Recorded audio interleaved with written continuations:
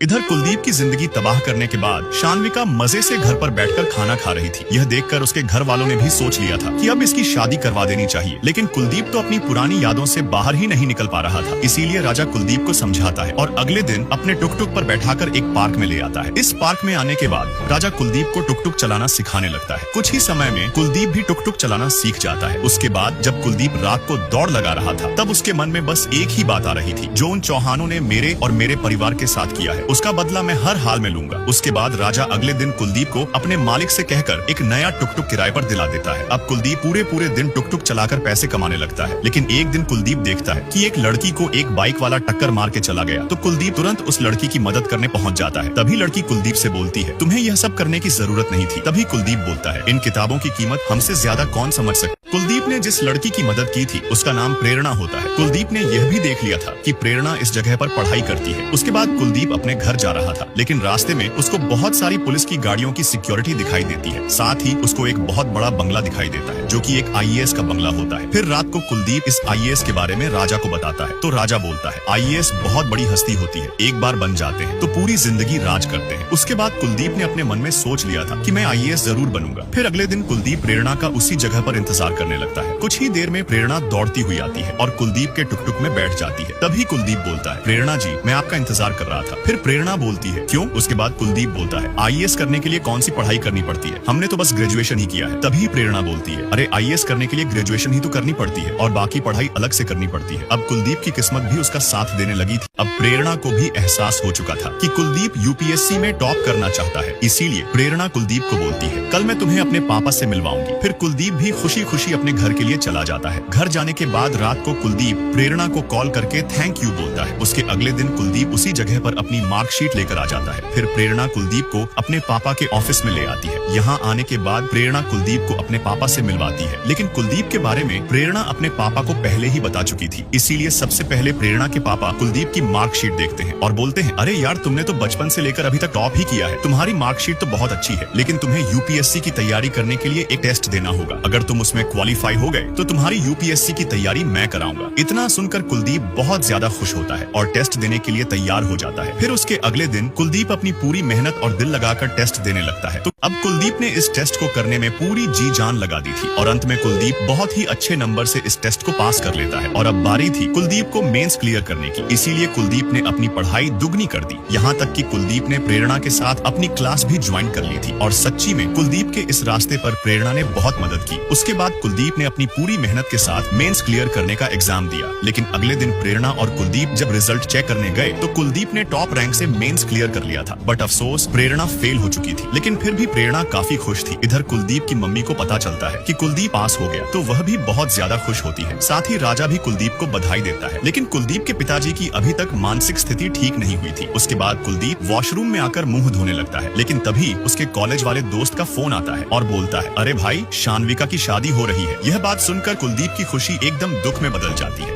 कुलदीप शान्विका की शादी की बात सुनकर अपनी मम्मी से बोलता है, एक बार मैं उस बेवफा से मिलना चाहता हूँ। इतना कहकर कुलदीप तुरंत बस में बैठकर अपने गांव के लिए निकल गया। जब कुलदीप बस में बैठा था तब उसको बस शान्विका ही शान्विका दिखाई दे रही थी और कुलदीप सोचता है, यार, कोई इतना मतलबी कैसे हो सकता है। और जब कुलदीप गाँव आकर देखता है तो शान्विका सचमुच शादी कर रही थी। यह देखकर कुलदीप शान्विका को तुरंत पकड़ लेता है और बोलता है, आखिर तूने भी मुझे धोखा दिया। अब तू खुद अपने पूरे चौहान परिवार की बर्बादी अपनी आंखों से देखेगी। इतना कहकर कुलदीप वापस अपने घर आ जाता है और रोने लगता है। फिर अगले दिन कुलदीप का उदास चेहरा देखकर प्रेरणा समझ जाती है और बोलती है, मुझे पता है तुम उसे भूल नहीं पा रहे हो, लेकिन यही समय है, तुम उसकी नफरत को अपनी ताकत बनाओ और इतना पढ़ाई करो कि आईएएस क्रैक कर लो। प्रेरणा की इन बातों से कुलदीप के दिमाग पर बहुत असर पड़ा और शान्विका को भूलकर पूरी रात पढ़ने लगा। यहाँ तक कि लाइट जाने के बाद भी कुलदीप पढ़ता रहा। तो क्या कुलदीप आईएएस क्रैक करके शान्विका और उसके परिवार से अपना और अपने परिवार का बदला ले पाएगा या नहीं? जानने के लिए हमें लाइक और सब्सक्राइब कीजिए। नेक्स्ट पार्ट जल्दी आएगा।